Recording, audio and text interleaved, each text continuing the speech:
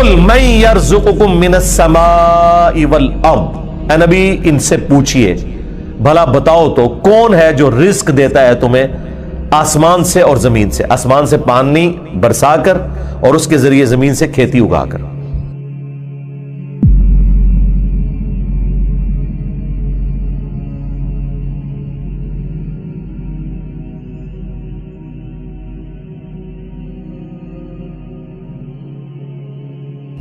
یہ اس زمانے میں بھی لوگوں کو پتا تھا کہ یہ کوئی بزرگ بابا نہیں بارش برسا سکتا، آج بھی لوگوں کو پتا ہے کوئی نہیں برسا۔ دیکھیں جب بارش نہیں ہوتی سارے بابے فیل ہو جاتے ہیں، ہاں ڈیم خالی ہو جاتے ہیں، بابے فیل ہو جاتے ہیں، اور اللہ کی مرضی بارش دے نہ دے۔ امن یملک السمع والابصار، بھلا بتاؤ کہ کون ہے مالک ہے جو کان اور آنکھوں کا۔ اللہ نے کان بھی بنائے، آنکھیں بھی بنائی، کوئی اور مالک ہو ہی نہیں سکتا۔ اچھا مجھے بتائیں، یہ بزرگ جب ڈھورے ہوتے ہیں وہ بھی ڈیوائسز لگواتے ہیں، ہاں ان کی آنکھیں جب کمزور ہوتی ہیں کیا انہوں نے اینکیں نہیں لگائی ہوئی؟ جتنے یہ غوث وقت ہے نا اس وقت سب کی اینکیں لگی ہوئی ہیں۔ ہاں الیاس قادری صاحب بھی جب انہوں نے کچھ پڑھنا ہوتا ہے نا وہ کہتے ہیں مجدد بھی ہیں اور غوث وقت بھی ہیں اس وقت بریلویوں کے، اینک لگاتے ہیں۔ کیوں لگاتے ہو اینک؟ تم تو دلوں کے بھی چھپے ہوئے راز جانتے ہو، سامنے چیز آئی بھی نہیں پڑھ سکتے۔ ابھی تو انجینئر صاحب نے اپنا فارمولہ نہیں رکھا میکینیکل انجینئرنگ کا، مشین ڈیزائن کا، تم جو اردو میں لکھی ہوئی باتیں ہیں وہ بھی انگریز کی بنائی ہوئی اینک کے بغیر نہیں پڑھ سکتے۔ ہمیں تو کل تک کہتے تھے جی اگر انگریز ہوا میں اڑ سکتا ہے تو بابا کیوں نہیں اڑ سکتا؟ انگریز نے تو اڑ کے دستا ہے جہاز بہ کے، بابا بھی اڑ کے دسے، مان لواں گے؟ تو انگریزوں کی بنائی ہوئی اینکیں لگا کے تم لوگ وہ چیزیں پڑھتے ہو تو ظاہر ہے تم تو مالک نہیں ہو ان آنکھوں کے۔ آج تک کسی بزرگ نے اپنی آنکھیں کمزور ہونے سے روکی ہیں؟ کوئی شخص اپنے بڑھاپے کو ٹال سکتا ہے؟ کوئی پیغمبر بھی نہیں ٹال سکتا اپنے بڑھاپے کو۔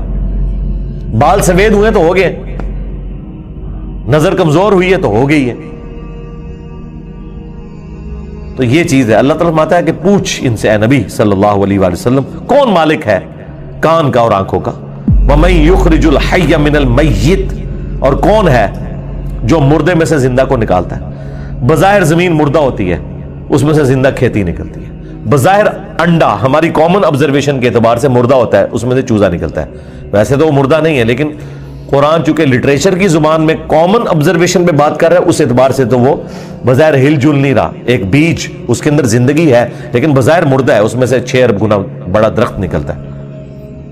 وَيُخْرِجُ الْمَيِّتَ مِنَ الْحَيِّ،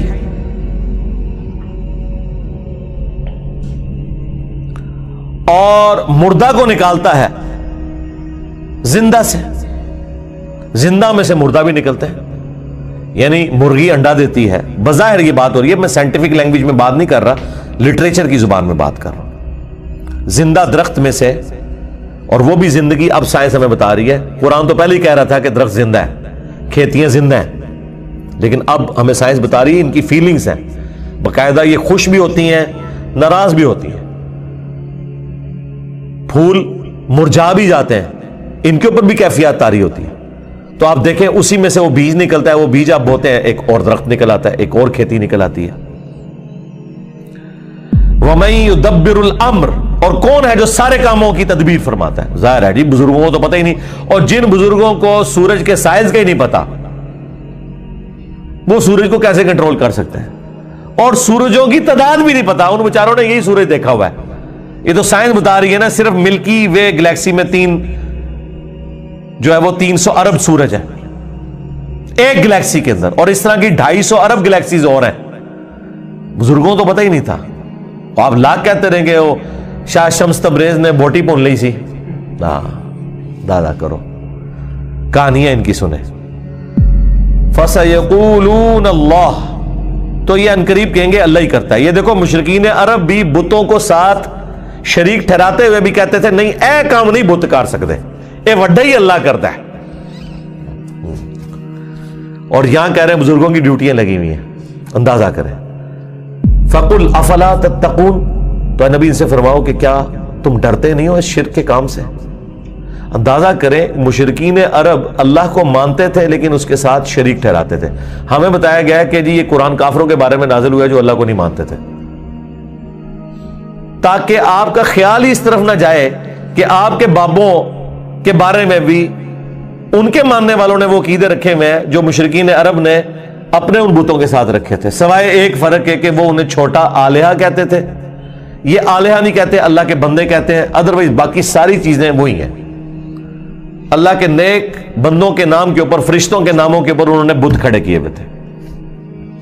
کام آگے یہ وہی کر رہے ہیں، لیکن وہ ایک فرق جو ہے نا وہ اس کو اتنا اجاگر کرتے ہیں کہ نہیں جی وہ تو ان کو چھوٹا معبود مانتے تھے، ہم اپنے ان بزرگوں کو معبود نہیں مانتے. تو اس کا جواب پھر میں نے دیا تھا سورۃ المائدہ کی آیت نمبر 75 میں.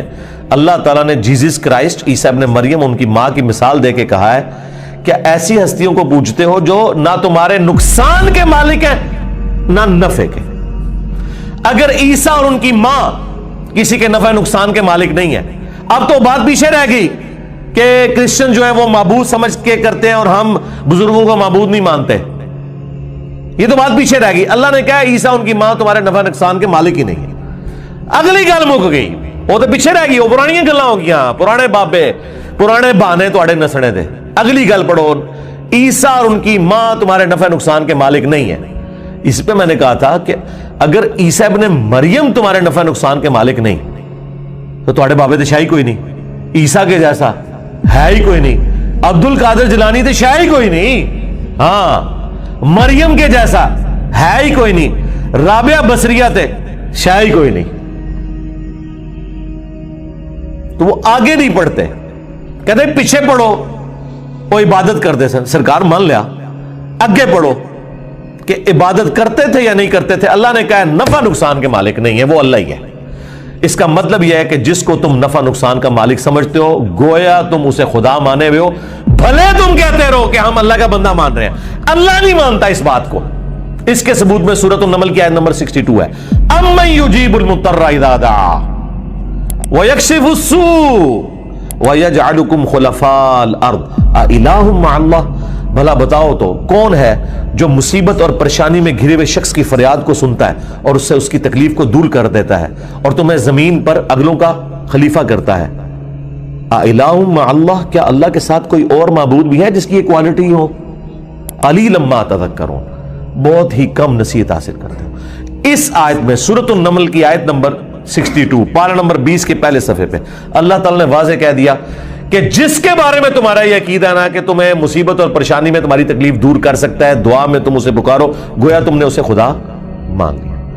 وہ اگلے دن وہ پاپا جانی کہہ رہے تھے کہ ڈسپرین کی گولی اگر مشکل کشا ہے تو شیخ عبد القادر جیلانی نہیں. سرکار ڈسپرین کی گولی جب ہم کھاتے ہیں تو سر درد دور ہوتا ہے. عبد القادر جیلانی نو چٹ کے بھی ویکھ لو تہاڈا سر درد نہیں دور ہونا. ہاں ذہن میں رکھیے گا. اگر کوئی نہیں مانتا میں تھوڑی اور ورسٹ مثال دیتا ہوں. انہی کا جب پیشاب بند ہوا تھا تو آغا خان میں ان کا آپریشن ہوا تھا تو عبد القادر جیلانی کے مزار پہ اٹھا کے لے جاتے نا. وہ ڈاکٹروں نے ہی آپ کی ہیلپ کرنی ہے جب پیشاب بند ہوتا ہے. ایون عبد القادر جیلانی کا بھی پیشاب بند ہونا وہ بھی ڈاکٹر ہی علاج کرے گا، خود کوئی اپنا علاج نہیں کر سکتا. سیدھی سی بات ہے. تو مثالیں ہی دیتے ہیں، ظاہری اسباب، ادویات، یہ اللہ تعالیٰ نے ان کے ساتھ چیزیں جوڑی ہوئی ہیں. تو میں نے ان کو اگلی مثال دی ہے کہ ویل مچھلی 1.5 گھنٹے تک اپنا سانس روک سکتی ہے. لے آؤ سارے بابے 1.5 گھنٹے ایسے سمندر ہی سٹیں گے انہوں نے. ظاہر ہے یہ کہتے ہیں نا کہ بزرگان دین جو ہیں وہ مطلب یہ انگریزوں سے بھی بہتر ہے تو جانوروں سے بھی بہتر ہوں گے، یا منو کہ تواڈے سارے بابے ویل مچھلی تو بدتر نے. اڑنے کا نہیں کہہ رہے، اڑتے نہیں سکتے ہو، چلو ایسا روکاں گے نا جان تے چھوٹے نا. 1.5 گھنٹے ایسے سمندر ہی سٹیں گے ایڈا وڈا وٹا بن کے تاکہ باہر بھی نہ نکل سکن. 1.5 گھنٹے بعد کر ڈاں گے، چلو 5 منٹ پہلے میں کر لاں گا انشاءاللہ. احتیاطن جسے زور احتیاطی پڑھ دینے نا ہے، میں بھی احتیاطن 5 منٹ پہلے اے بار کٹ لواں گا، لیکن کوئی روک کے دسے منو کچھ بھی نہیں ہو سکتا میرے بھائی. یہ سب کے سب جھوٹ ہے جو انہوں نے مشہور کیا. اللہ تعالیٰ فرما رہا ہے نبی ان سے فرماؤ تم پھر بھی ڈرتے نہیں ہو اپنے اس شرکی عقیدے سے.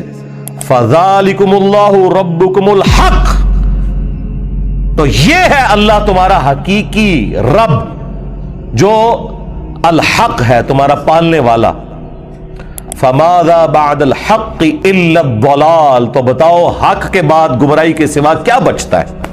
یعنی یہ دو ہی آپشن ہو سکتے ہیں, اگر اللہ حق ہے باقی سب باطل ہے. پھر اللہ کے مقابلے پر اگر آ جائے اس میں ان ہستیوں کا قصور نہیں, یہ ذہن میں رکھیے گا. لیکن مثال کے لیے پھر اللہ نے کہا ہے اگر اللہ ارادہ کرے کہ عیسیٰ اس کی ماں اور سب لوگوں کو ہلاک کر دے, اللہ کو کوئی پوچھ نہیں سکتا. سورۃ المائدہ آیت نمبر 17. اب کوئی اللہ کو یہ سمجھائے گا کہ یا اللہ عیسیٰ کا رگڑا کیوں نکالا نعوذ باللہ ان کی نظر میں؟ نہیں بھئی, جب توحید اسٹیبلش کرنی ہے تو وہ ہمارے استاد مولانا ساق صاحب کہتے تھے اور جدو توحید بیان کریں گے تو نبیوں کی گستاخی آپ ہی ہو جائے گی. یہ ہو نہیں سکتا کہ ایسی توحید بیان کریے اور گستاخی نہ ہوئے, کیونکہ گستاخی آپ کہہ رہے ہیں, وہ گستاخی ہے نہیں ہے. نبی نہیں سے گستاخی مانیں گے.